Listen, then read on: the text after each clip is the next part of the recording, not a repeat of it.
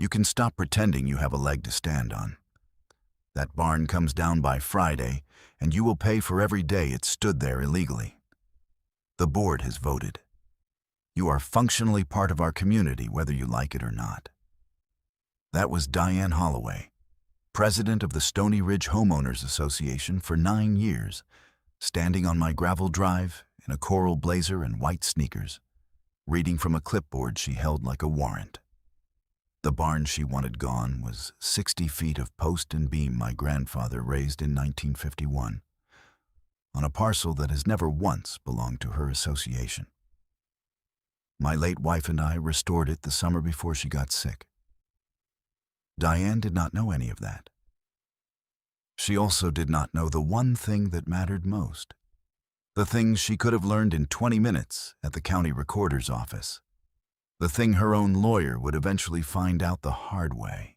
What she did not know was that I spent 31 years as a licensed land surveyor, and that the survey defining the boundary she was standing on was run, signed, and recorded by me. So let me ask you something before I tell you the rest. If a woman with a clipboard and no jurisdiction told you to demolish the building your grandfather raised and your wife helped you save, what would you do? Would you argue? Would you shout? Or would you go quiet, open a drawer, and start keeping records? My name is Walt Brenner. I am 63 years old. For most of my working life, I ran boundaries across 3 counties in the high country of western Montana. Setting pins, reading old deeds, untangling fence lines that had wandered 50 years off true. My place sits on 11 acres at the edge of a development called Stony Ridge, where the pavement ends and the real country begins. The barn, the house, and the spring-fed pond are mine. Deeded clean, surveyed twice, recorded both times. My daughter Casey lives with me. She was 15 that first summer Diane came up the drive, and she had her mother's habit of noticing everything and saying little. Casey's mother, my wife Ruth, died 4 years before any of this started. Ruth grew up 2 ridges over, the daughter of a man who ran cattle on leased ground his whole life and never owned an acre of it. And she had decided young that she would own her ground outright or not at all. She knew every spring and seep on this mountain by the time she was 12.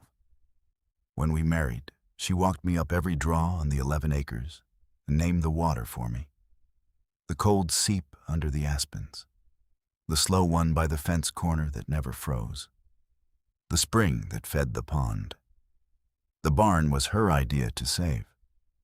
It had stood empty for years when we took it on, the north sills punky with rot and the whole frame leaning a hand's width off plumb, and most people would have pushed it over and burned it. We spent 3 months on it instead.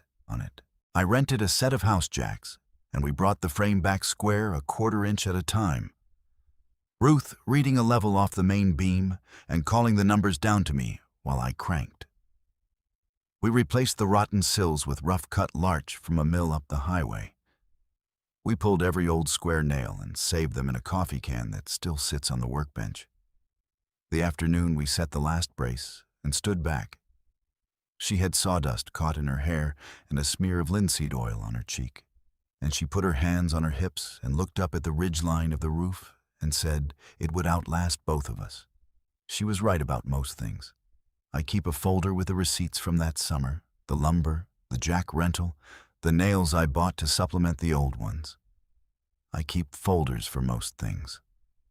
A surveyor learns early that the man with the record wins, and the man who trusts his memory loses. Ruth used to say I would file my own funeral if they let me. I told her somebody has to, and she laughed.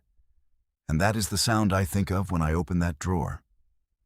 I tell you this so you understand I am not a fighter by nature. I do not raise my voice. I file. When Diane Holloway first appeared in my yard, I did not know she had a husband named Greg who ran a development company called Ridgeline Partners. And I did not know that company had quietly optioned the 4 parcels uphill from mine and needed a road and a water source to make the deal pencil out. I learned all of that later, in pieces, the way you learn anything true. At the start, I only knew a woman was standing on my drive, telling me my grandfather's barn was a violation. It began on a Tuesday in June. I remember because Tuesday was the day I drove down to the feed store, and I had just come back with 2 sacks of mineral for the horses when the white SUV pulled in behind my truck and boxed it against the woodpile. The plate read, HOA Prez in raised letters. Diane got out in the coral blazer over a pair of cream slacks, white sneakers that had never seen dirt, sunglasses pushed up on a sharp blonde bob, and she had the clipboard already raised before her door had finished swinging shut. A pen was clipped to the top of it. She clicked it twice as she walked, the way some people crack their knuckles. This structure is out of compliance with the Stony Ridge architectural covenants, she said. Not hello, not her name. Just that. Pointing the pen at the barn like she was marking it for execution. Unpermitted agricultural use, non-conforming setback, and an eyesore besides. We have had complaints. I set the mineral sacks down on the tailgate and wiped my hands on my jeans. The horses had come to the near fence to watch, the way they do when a stranger's vehicle comes up the drive. Ma'am, I said, this parcel isn't in your association. Never has been. Everything on this road is functionally part of our community, she said. And she wrote something on the clipboard as she said it, as if writing it down made it law. The pen clicked again. I will be sending you a formal notice. I would encourage you to take it seriously. We have removed structures before. I did not answer that. I have learned that a person who has decided what is true before they arrive is not in the yard to have a conversation, and there is no profit in giving them one.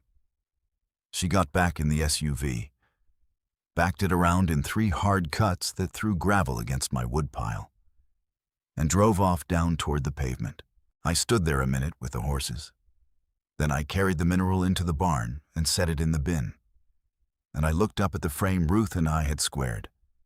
And I thought, all right. I went inside and started a folder. She did. 3 days later, a letter arrived. Association letterhead.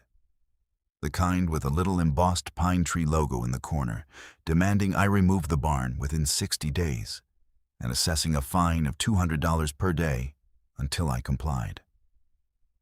The language was lifted from a covenant enforcement template, all whereas and pursuant to, and somebody had typed my name into the blanks. I read it twice at the kitchen table while my coffee went cold. Then I started a folder. I took a clean manila folder from the box I keep in the office closet, and I labeled it Stony Ridge HOA in pencil along the tab. And I wrote the date on the outside the way I date a field book. That was Incident 1. I clipped a legal pad inside the front cover and wrote the first line on it. June notice received, 60-day demand, $200 per day. Now, I could have ended it that first week. I could have driven to her house, knocked on her door, and laid the recorded plat on her kitchen table. I had it. It was in a flat file in my office, the original Mylar and 3 paper copies, with my seal and my signature, and the recording stamp from the county clerk. I have done this work long enough, though, to know something about people like Diane. She had not asked a single question.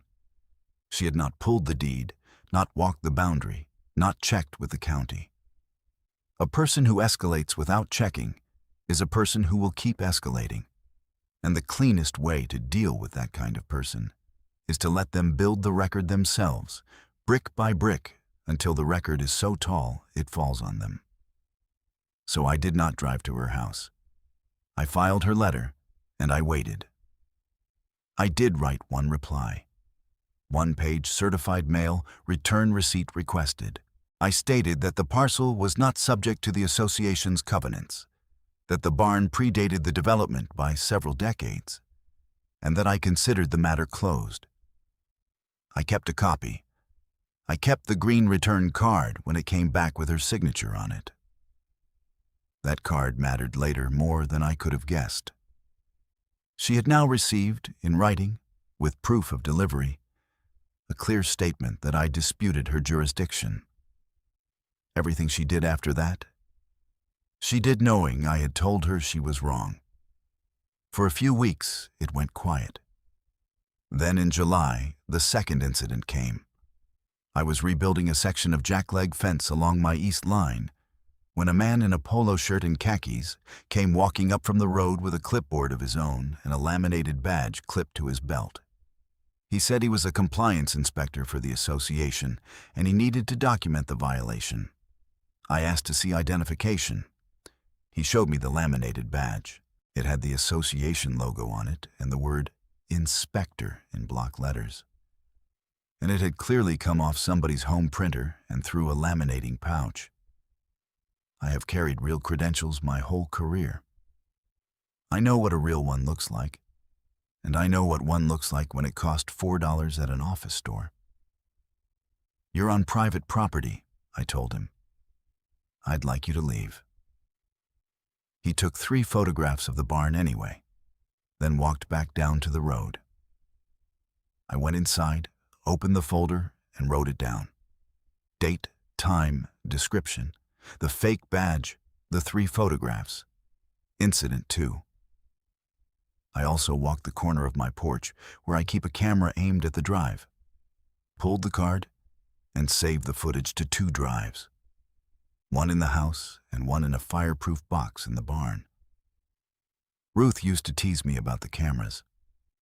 She said I documented our life like a crime scene. I told her one day the record would matter. I did not know how right that would turn out to be. The third incident was the fines. In August, a thick envelope came with a ledger inside, itemizing daily penalties going back to the date of the first notice. 60-some days at $200, a number with a comma in it now. There was a cover letter from the association's attorney, a firm down in the valley, stating that the fines would continue to accrue and that a lien would be placed against my property if they went unpaid. I read the lawyer's name. I read it again. Then I added the whole envelope to the folder and wrote the running total on a legal pad I had started keeping clipped inside the front cover. Incident 3. Fines claimed, $12,400. Fines I would ever pay, 0. Casey came into the office while I was filing it. She was doing her summer reading at the kitchen table and had heard me come in. She looked at the ledger over my shoulder and asked if we were going to lose the barn. I told her no. She asked how I could be sure. I turned the legal pad around so she could see the running tally and the note I had written under it, which said simply, parcel not in HOA. Plat recorded, advantage held. She read it, and she nodded slowly, the way her mother used to when she understood something and filed it away.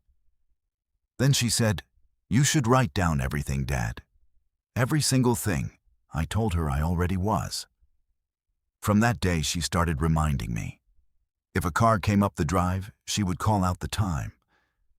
She became, at 15, my second set of eyes and my backup witness. And I want to be clear that she was never in any danger and never afraid in a way that put her at risk. She was steady. She was her mother's daughter.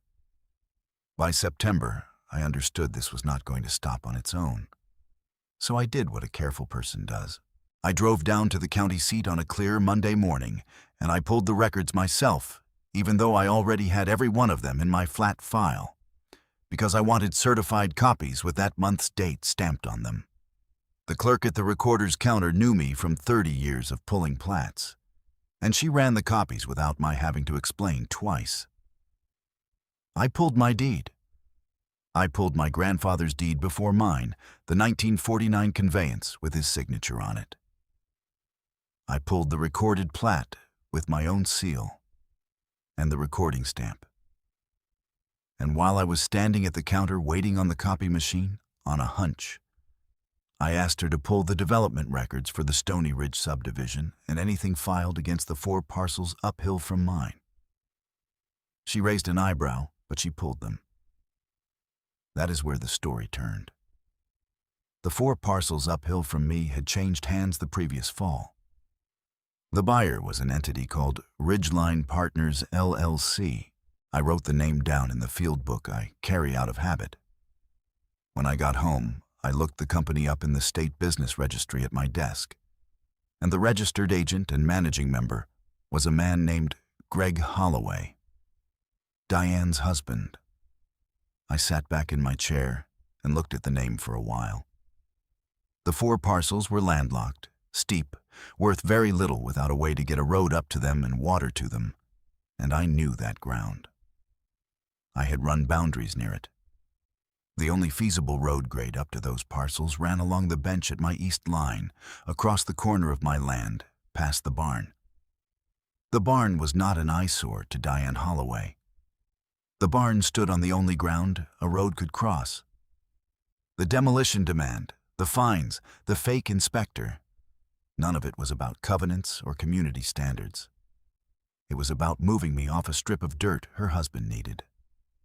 I sat with that for a long time. Then I added it to the folder, and I did not say a word to anyone except Casey, and I told her only because she had earned it. The real motive did not change my plan. It only confirmed it. A person scheming for money checks even less carefully than a person on a power trip, because greed is in a hurry. Diane was in a hurry. She would cross a line eventually, and when she did, I would have the record.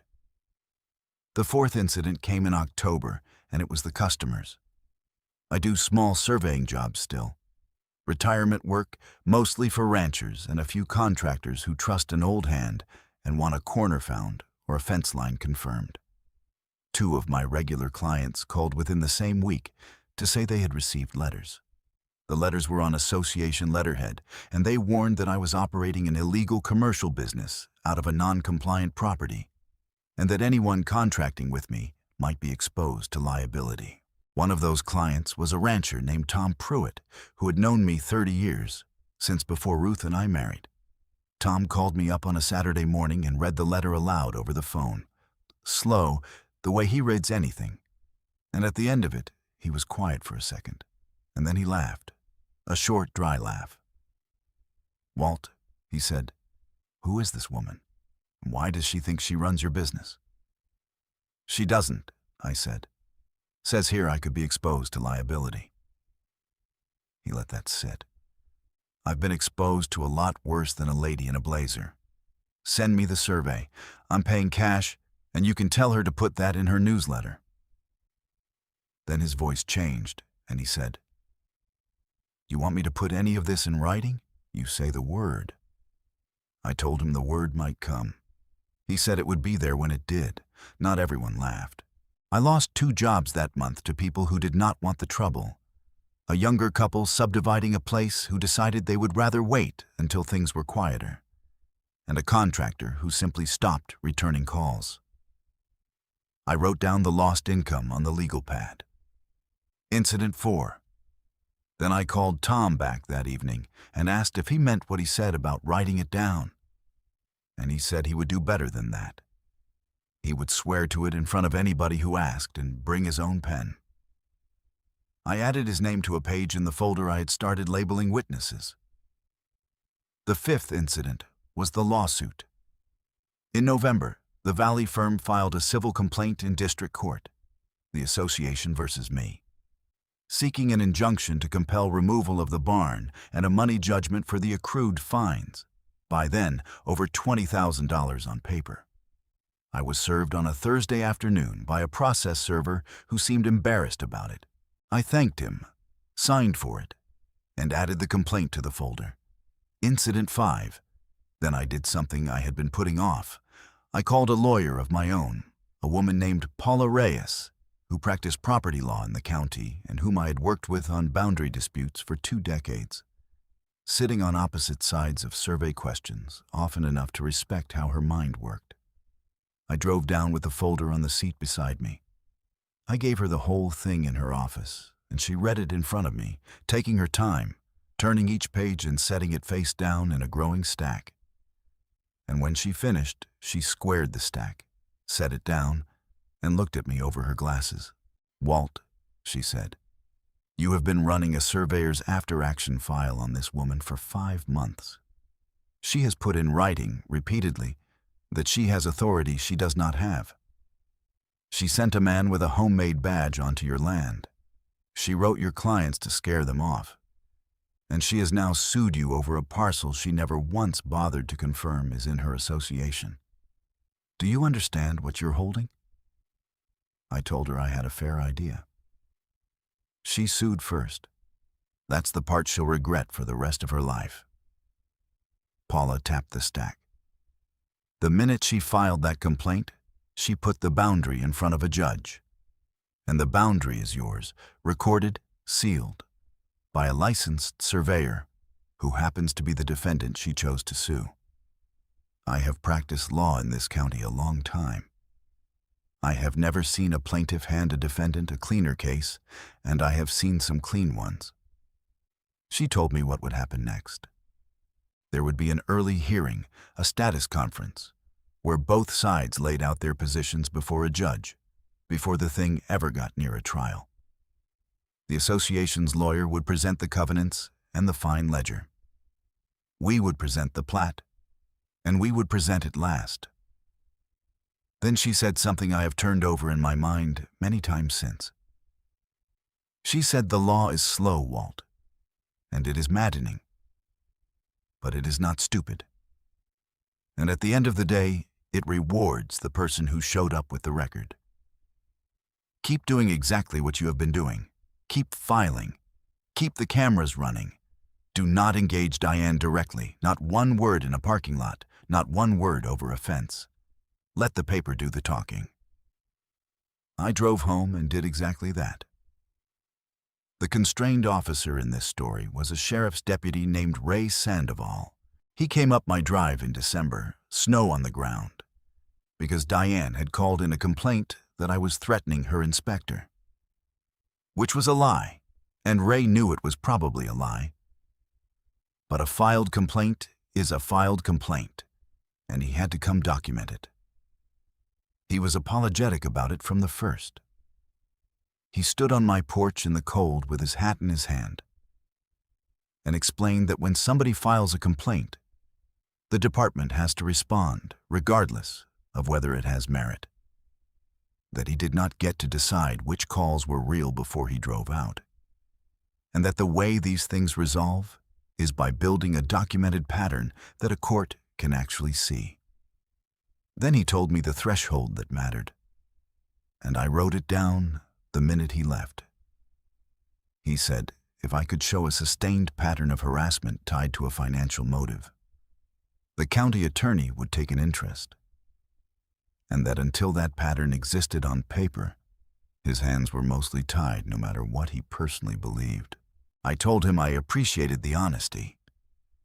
Then I asked him to step inside out of the cold, and I pulled up the camera footage of the inspector's visit on the office monitor, and we watched it together. It showed plainly that I had stood by my truck, asked the man for identification, asked him to leave, and gone inside, and that no threat of any kind had occurred. Ray watched it twice.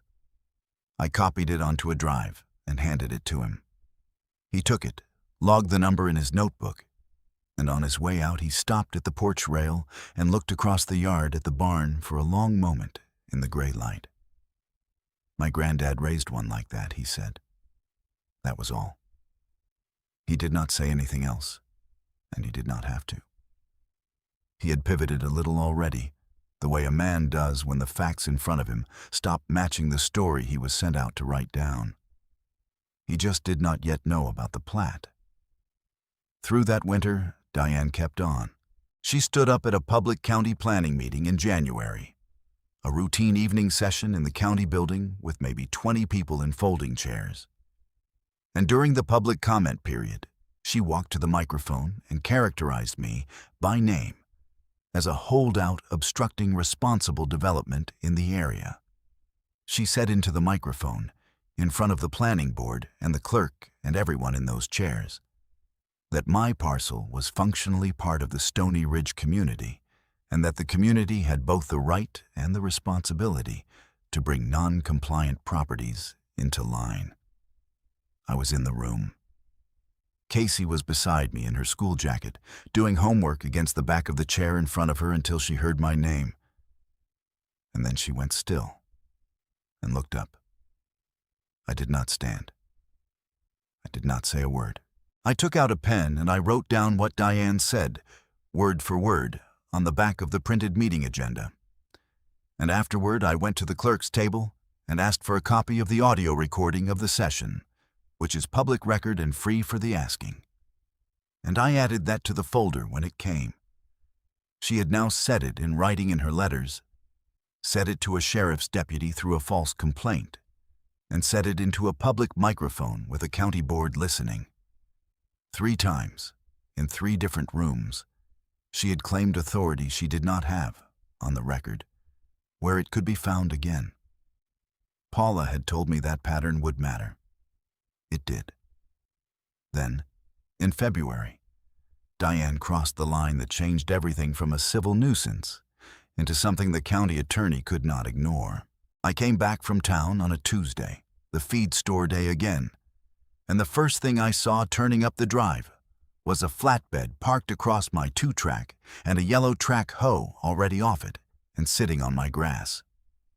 The gate I keep across the 2-track had been cut.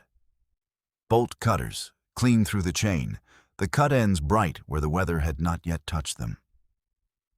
A man in a hard hat and an orange vest walked toward my truck with his hands up in a calming gesture before I had the door open. "You can't be back here," he started, then corrected himself when he realized whose drive he was standing on. He told me they were there to begin road grading per a contract with Ridgeline Partners, and that the easement had been approved by the Homeowners Association. I asked to see the approval. He went to the truck and came back with a single sheet in a plastic sleeve, association letterhead with the little pine tree logo, a paragraph granting Ridgeline Partners an access easement across my east line, and a signature at the bottom. Diane Holloway, President. I read it twice standing there in the cold. There was no easement. There has never been an easement across my land. The association had written itself the right to cross ground it did not own and handed it to a private company, and the company had brought a track hoe to act on it. While the man was still talking, Diane's SUV came up the drive and she got out. And for the 3rd time, in the 3rd different setting, she said the thing she had been saying all along. She stood at the edge of my grass in her magenta blazer and pointed past me at the barn and said, "This is happening today. That parcel is functionally part of this community, and the community has approved access. You have obstructed long enough." That was the last time she said it to my face. I did not answer her. I took out my phone and I called Ray Sandoval. I want to tell you I stayed calm, and mostly I did. But my hands were not steady when I called Ray Sandoval. I told him there was a crew with heavy equipment on my land. They had cut my gate, and they were claiming an easement that did not exist. He was there in 20 minutes. He looked at the cut chain, he looked at the track hoe, and he asked the man in the hard hat for the paperwork. The man handed over the easement document. Ray read it. Then he asked the question that mattered, the question Diane had never once asked in 8 months. He asked who recorded this easement and where. The man did not know. Ray called it in. There was no recorded easement against my parcel. There was no easement at all. What there was a document the association had manufactured, granting itself and a private company the right to cross land the association did not own. Ray shut the job down. He had the crew pull the equipment back to the road. And he told me, quietly, that cutting a gate and entering posted private property with equipment under a fabricated access document was no longer a covenant dispute. That was the day the county attorney's office opened a file. That brings me to the hearing, and to the lawyer, and to the briefcase, and to the morning this whole thing turned in a single motion.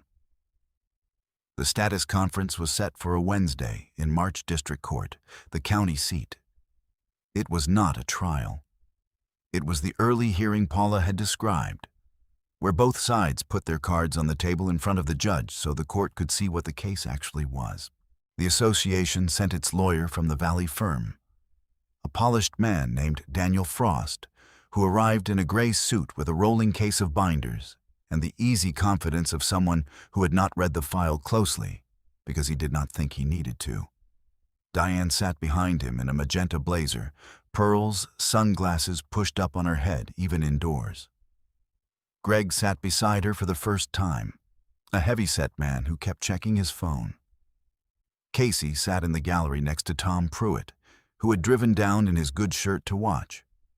Paula and I sat at the other table. Between us, flat on the table, was a single leather briefcase. Inside it was the recorded plat, the original Mylar with my seal, the certified deed copies, the green return card with Diane's signature, the camera footage, the audio of the planning meeting, Tom's signed affidavit, the photographs of the cut gate, and the fabricated easement document the crew had handed Ray. 8 months of incidents, filed, dated, and ordered. I had built it the way I built every survey file in my life, so that a stranger could open it and follow the whole boundary from corner to corner without me saying a word. The judge was a woman named Helen Marsh, near retirement, dry as a creek bed in August. She called the case. She asked the plaintiff to state its position. Frost stood and gave a smooth account of the covenants, the fine ledger, the non-compliant structure, and the association's authority to enforce community standards. He used the word jurisdiction 4 times. He referred to my parcel as part of the Stony Ridge community. He asked the court to order the barn removed and the fines paid. He sat down looking satisfied. Judge Marsh looked at our table and asked Paula to respond. Paula stood. She said only this. She said the entire dispute turned on one question: whether my parcel was within the association's jurisdiction, and that the answer was a matter of record, and that the defendant happened to be the licensed surveyor who recorded the boundary in question. Then she nodded to me. I opened the briefcase.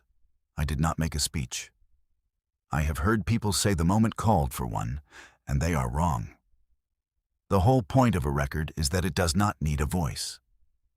I took out the recorded plat, the original Mylar, and I unfolded it on the table, and I asked the bailiff to bring it to the bench. Judge Marsh put on her glasses and looked at it. She looked at the seal. She looked at the recording stamp and the date, which was 19 years old, recorded long before Stony Ridge filed its first covenant. She looked at the boundary line, clearly drawn, that put my 11 acres entirely outside the association's platted area, with a margin of more than 400 feet. Then she looked at the signature block, and she looked up at me, and she asked me to confirm that the seal was mine. I said it was. She asked if I was the surveyor of record on the document the plaintiff's entire case depended on. I said I was. That is the moment Daniel Frost stopped writing. I watched him set his pen down on the legal pad in front of him, very carefully, the way you set down something you have decided you are finished with. He leaned over to the documents Paula had handed across to his table at the start of the hearing, the certified deed, a copy of the recorded plat, and the green return card with his own client's signature acknowledging she had been told in writing 8 months earlier that she had no jurisdiction over my land. He read for about 30 seconds. Nobody in the room said anything. The radiator against the far wall ticked as it cooled. Diane leaned forward and whispered something at his shoulder, and he did not turn his head to answer her. He read it again. Then he straightened, and the easy confidence was gone out of his face, and he stood and asked the court for a brief recess to confer with his client. Judge Marsh granted it. Frost did not confer in the hallway. He gathered his binders back into the rolling case, snapped it shut, said something low to Diane that made her face go white under the courtroom lights, and he walked out the double doors at the back and did not come back. His firm filed a notice of withdrawal the next morning before 9. A lawyer who has just learned that his client sued the one man in the county whose signature defines the disputed boundary, and who is holding in his own hand the proof that the client was warned in writing and pressed ahead anyway, does not stay in that room and argue. There is nothing to argue. He leaves the moment he understands, and he understood the moment I opened the briefcase. Here is the paired arithmetic of it. The two numbers I want you to be able to hold side by side. Fines the association claimed against me, accrued on paper over 8 months, $22,600.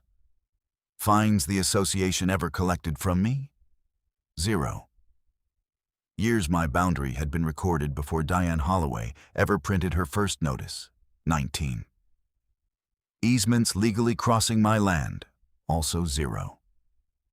The case did not survive the recess. The consequence fell where consequences fall, on the people who built the thing that fell.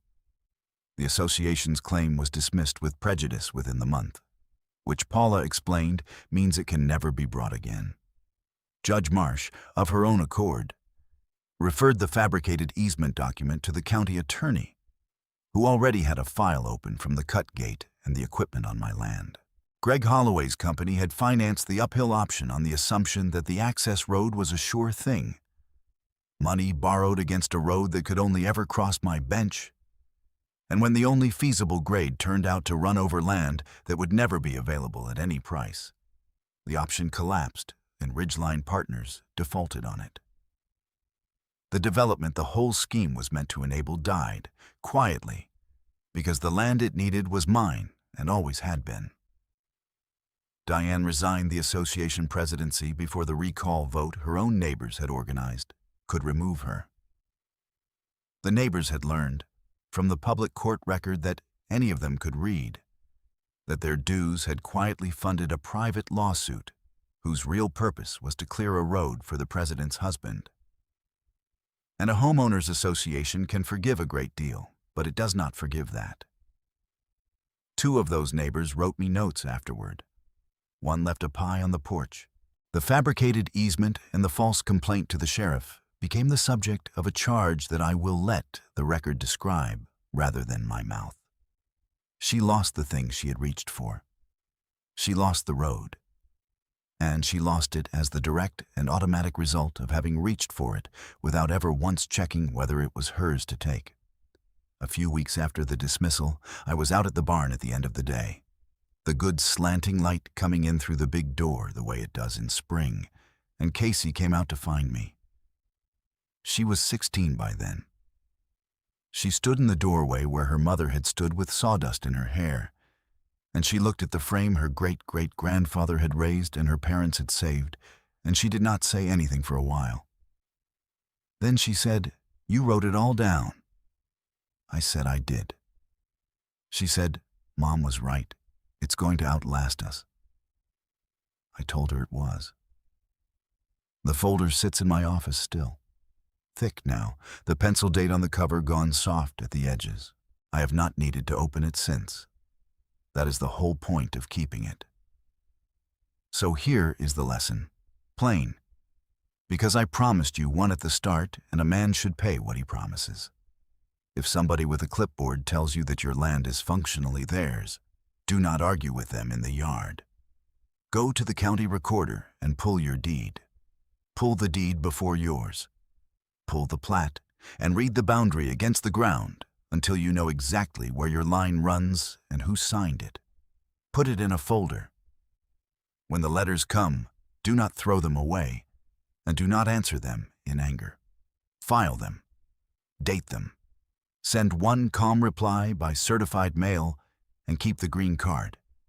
Because the day they signed for your statement is the day they lost the right to claim they did not know. Photograph the overreach. Save it to 2 drives. Find the neighbor who will swear to what they saw. And when somebody finally crosses the line from rude into illegal, you will not need to shout, because you will have something better than volume. You will have the record, and the record does not raise its voice, and it does not lose. If you have stood in your own yard while somebody told you it was theirs, I would like to hear how it went. Tell me about it. And if these stories are worth your evening, stay a while and come back for the next one. Next time I will tell you about the retired water engineer, 2 valleys over whose private reservoir an HOA tried to declare a community amenity. Right up until the morning, he showed them whose name was on the federal license. Take care of your boundaries. Walt Brenner, signing off.